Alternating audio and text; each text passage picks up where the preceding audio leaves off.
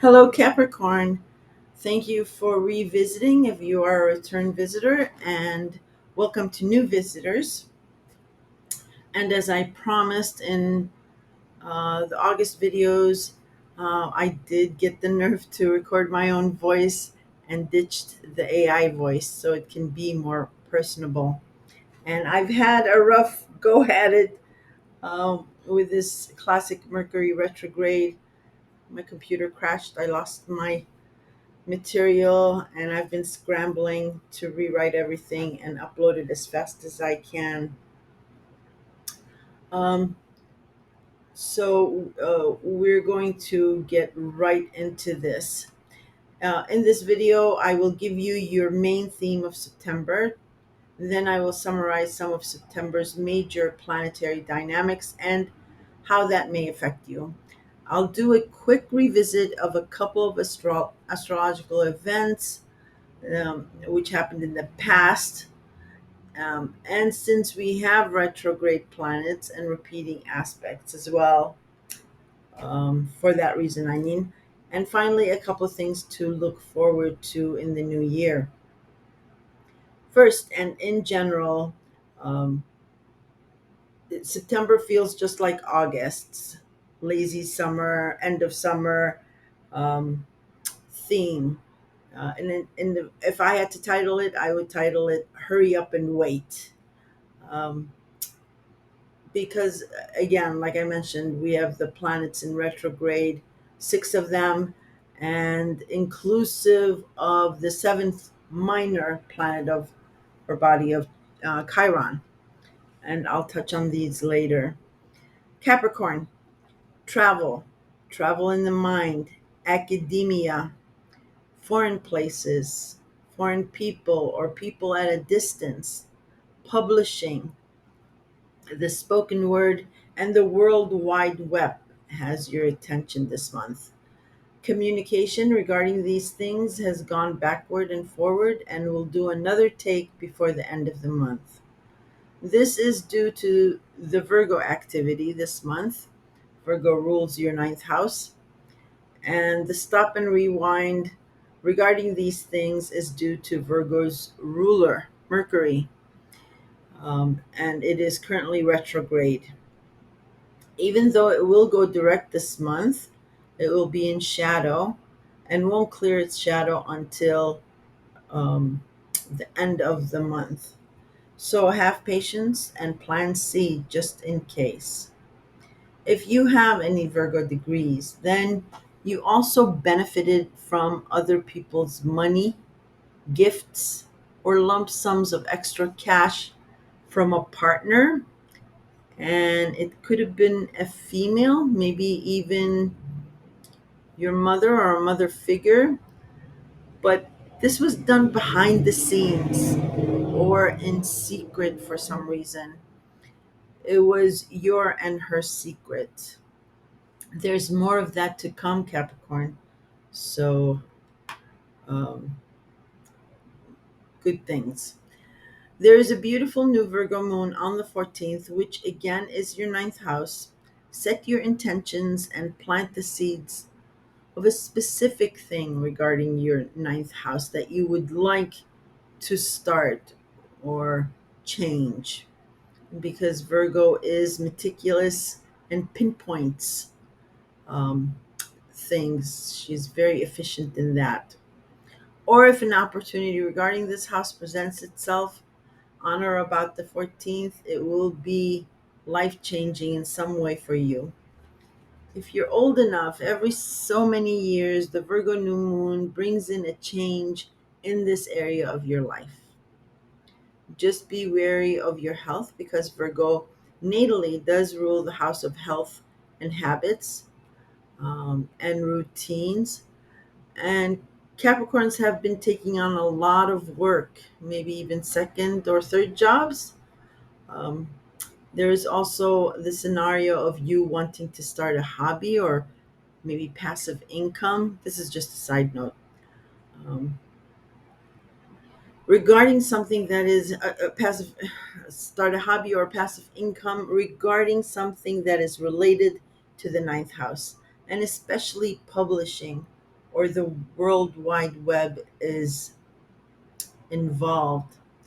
There's also some kind of learning you need to do or research, maybe because it is either foreign to you, where you need to travel, maybe, or the product you want to distribute or market has a foreign quality.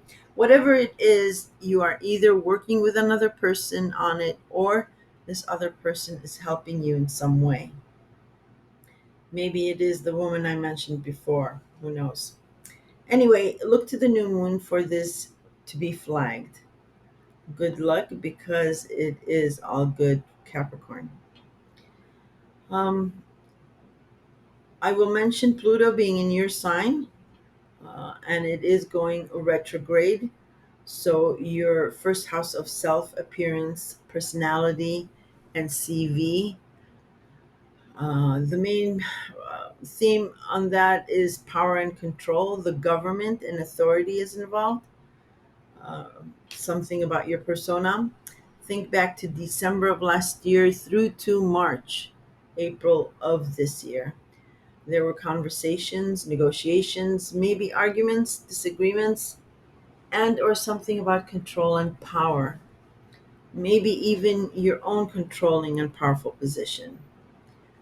People moved up, moved away, or just disappeared, and there was reshufflement, which put you in an even stronger position about your name and appearance. This dynamic is reverberating again this month because the consequences are in play. I'll explain a little more when I go through your September lineup. Okay, back to the cosmological lineup, but let's first do the retrograde planets. Okay, so the retrograde planets.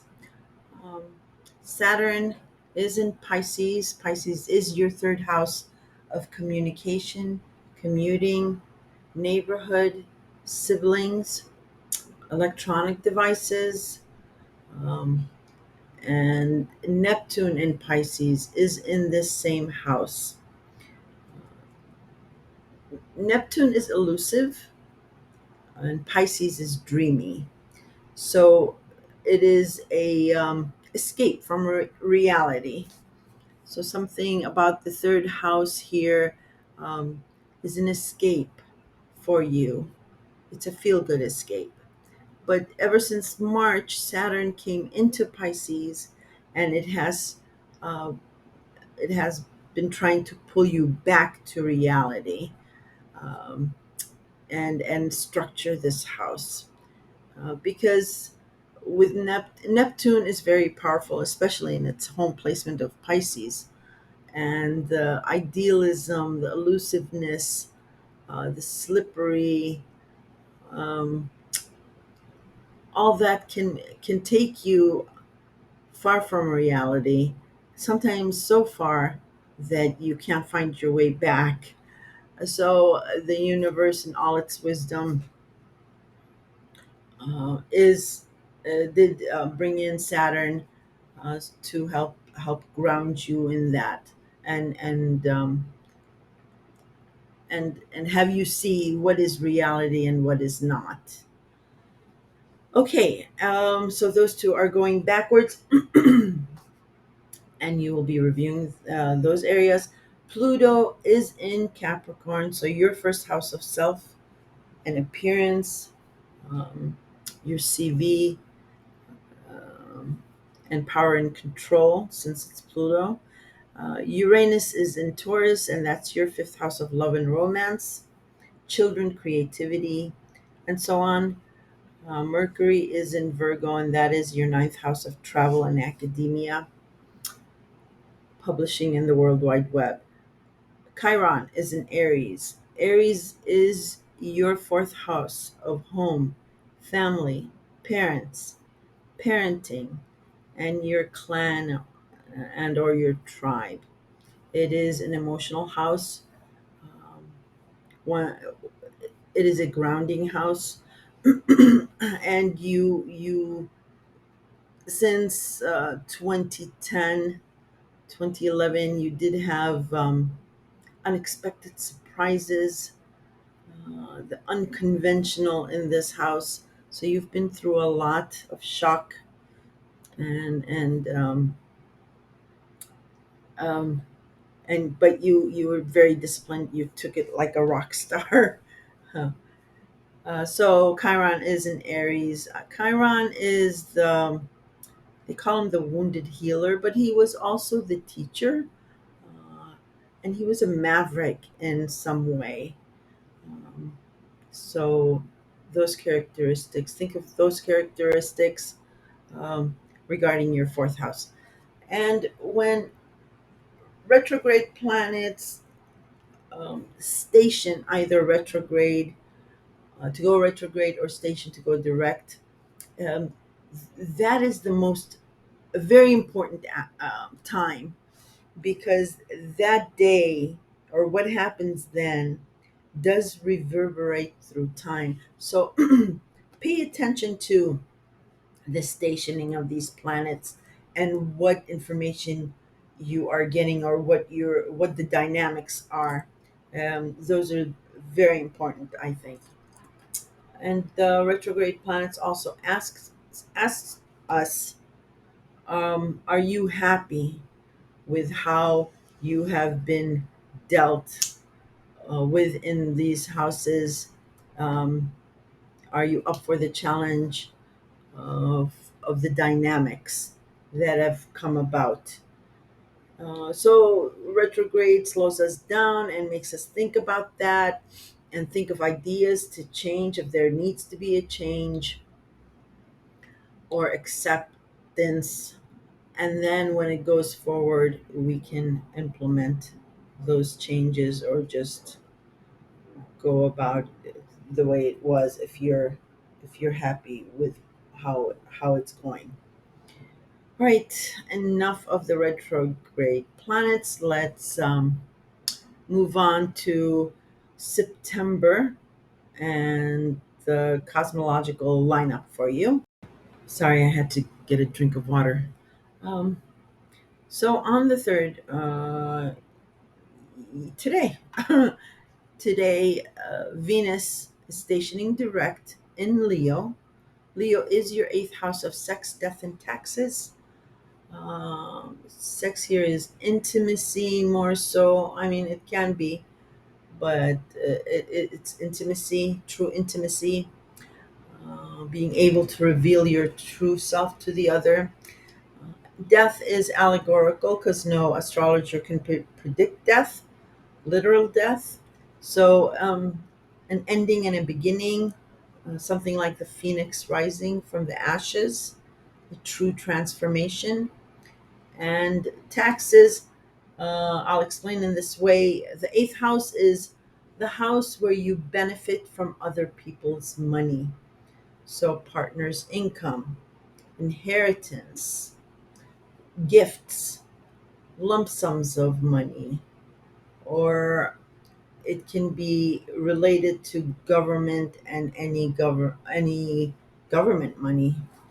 Um, and I mentioned the death and rebirth. It's transformational. So Venus has been going backwards, and maybe this house, these things were not coming in as smoothly as you would have liked. From today and onward, it'll start smoothing that path. Venus is all about love and money and all things flowery. So she'll start blessing this house for you. It is still considered in shadow because it's going to be moving very slow. It'll clear its retrograde shadow by the end of the month. So it'll start picking up speed super duper fast then. And you'll see a lot of things move fast then in that area. Tomorrow, Jupiter will station retrograde in Taurus, your fifth house of love, romance, children, pets, and creativity. Um, Again, pay attention to when it's stationing. and what piece of information you're getting, but it's in regards to uh, these things, these themes. Uh, and since April, you have had an expansion of your fifth house. Um, Maybe different kinds of lovers or children has talk of children, or maybe a lot of children around you. Pets, you've been enjoying your pets, and you've had a creativity streak. So now it is going to, sorry, excuse me, it is going to station and go retrograde so that you can catch your breath, absorb everything that you've had on your plate, and tweak it if you need to when it goes forward. Tomorrow, also Mercury in Virgo, your ninth house of travel, will trine Jupiter in Taurus, your fifth house of love, romance, and children. And this is the second time it's happening, and it will happen again for the third time at the end of the month. I'll discuss that later. But if you want to know, so it's information about your ninth house that is trining, looking favorably, giving favorable information to your fifth house. And trines are soft aspects. So some of you may not even feel it. But if you want to know what it is specifically, look to the first time this trine happened on August 9th. So I always tell people to look through their texts, they'll get an idea. Okay, on the 8th, so 4 days later, the sun this time in Virgo in your ninth house will trine another soft aspect, uh, the same house, Jupiter in Taurus, your fifth house. So here you're getting this information that's favoring your fifth house or being favorable to it. And then the sun is shining the spotlight on that information and helping you with that good news. Again, if you want to know what it's about, try to think back to August 9th. Okay, excuse me. There are minor bodies that I usually don't discuss, but when their movement is at 0 degrees, it's usually significant. So I like to mention them. So on the 13th, Pallas enters Libra. Libra is your 10th house of career, status, and power brokers. It is also the house of unpaid work and your volunteer service. The same day, Vesta enters nurturing and home oriented Cancer. That is your seventh house of partners, bosses, contractual agreements, and even open enemies. So your partners are very nurturing and almost like they feel you feel like you've known them forever. They feel like family. In any case, the 13th, that's what's going on. On the 14th, ta the new moon in Virgo, your ninth house of travel and academia.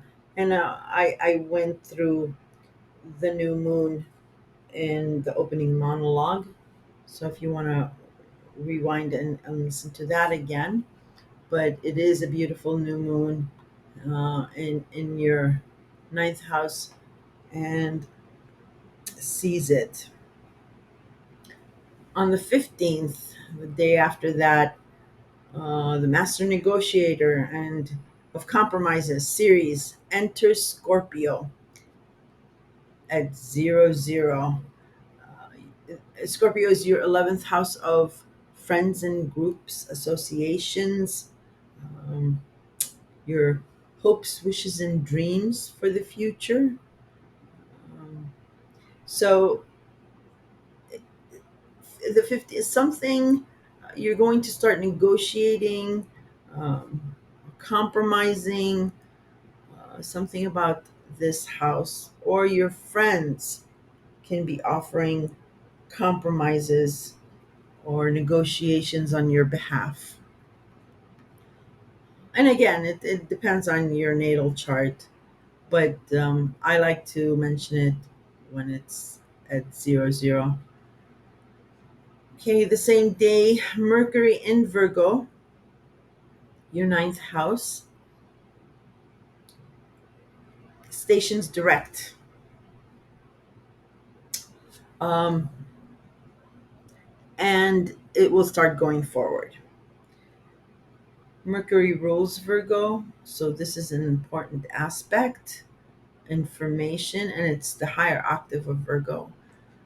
So even though it's stationing, well, pay attention to this day about some information regarding your ninth house, because remember I told you when planets station, something reverberates and throughout time you remember it.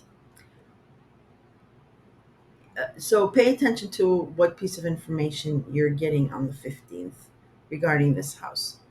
But any decisions you make between the 15th and the end of the month, it's still retrograde shadow. It doesn't, Mercury does not pass its retrograde shadow until the end of the month. So if you've had plan A and B because of this retrograde, also have plan C just in case, because if it's going to change, it'll change again. Okay, on the 17th, Venus in Leo, your eighth house of joint finances and intimacy, will square Jupiter in Taurus, your fifth house of fun and romance and children, for the third time. The first time it happened was June 11th, and the second time was a few weeks ago, a couple weeks ago on the 22nd. And a lot of people are scared of hard aspects like squares and oppositions. They don't like them.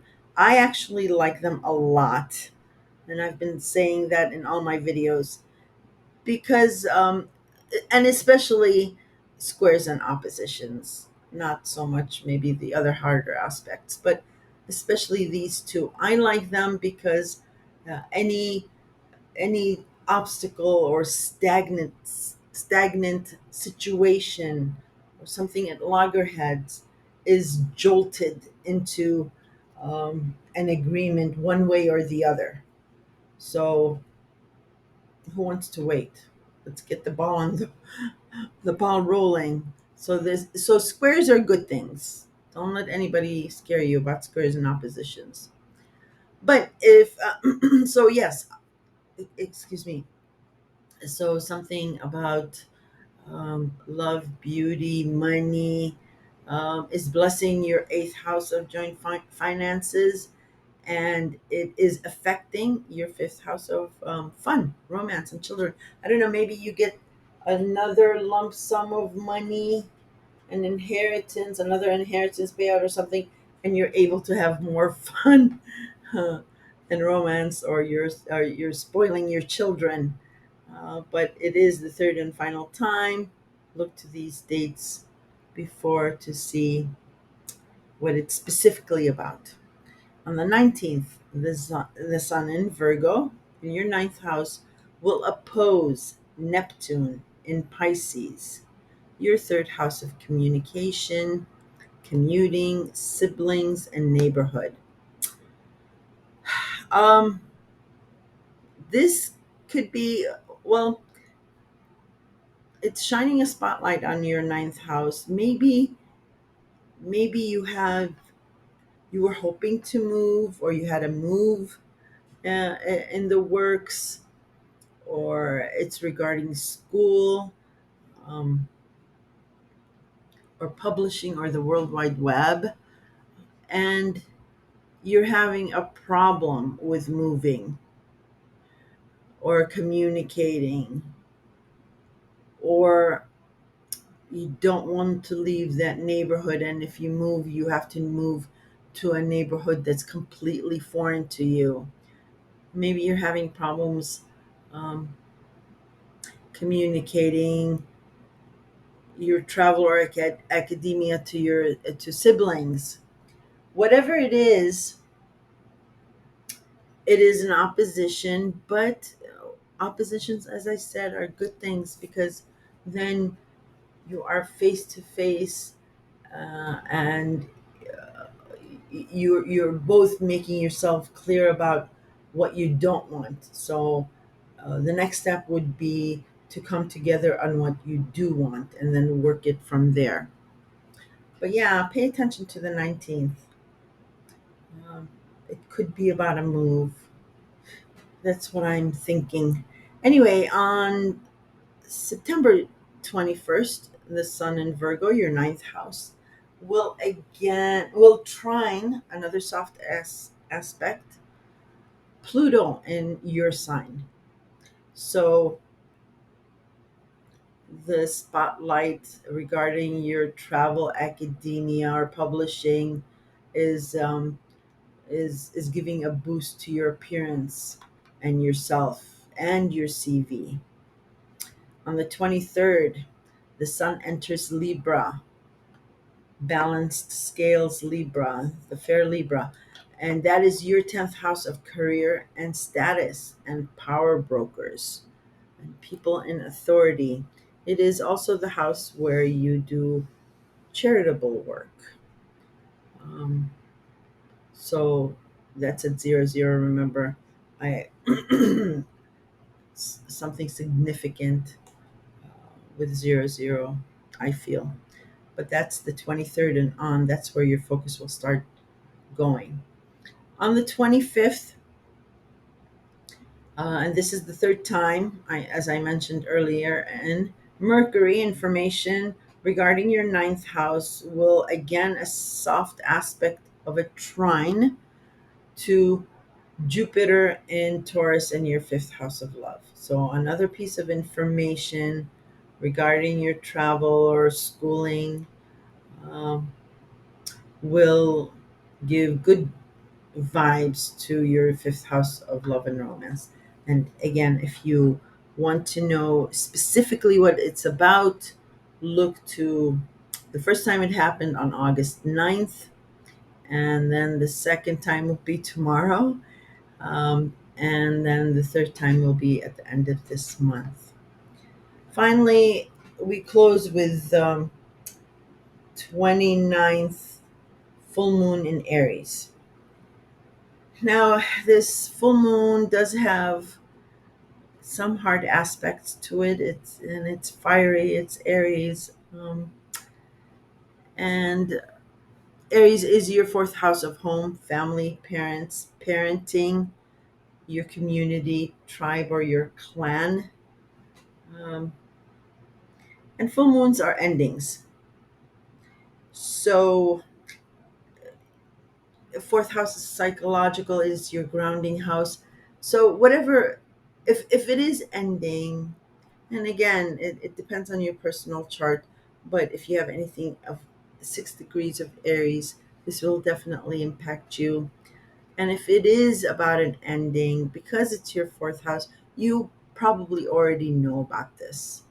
Um, Otherwise, it can be a culmination of something you guys have been working on from the Aries new moon a few months ago, or it could be a fruition of your efforts, all of your efforts in this house, and and it's coming to fruition. It's bearing the fruit for you. But that's on the 29th, and that is your fourth house of home and family. Okay,